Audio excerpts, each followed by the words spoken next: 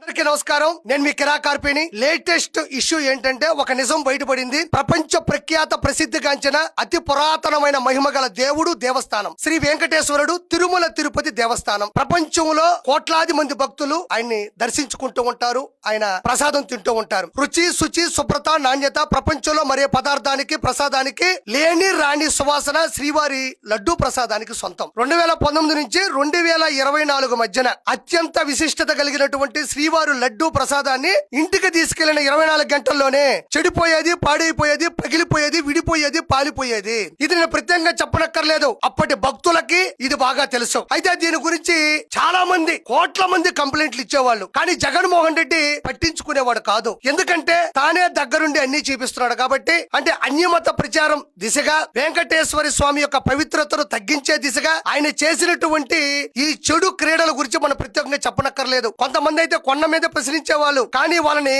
కొండ వెనక భాగానికి తీసుకెళ్లి భయంకరంగా కొట్టించేవాడు. కాకపోతే వాళ్ళు భయపడిపోయి వాళ్ళు ఒకటే కోరుకున్నారు.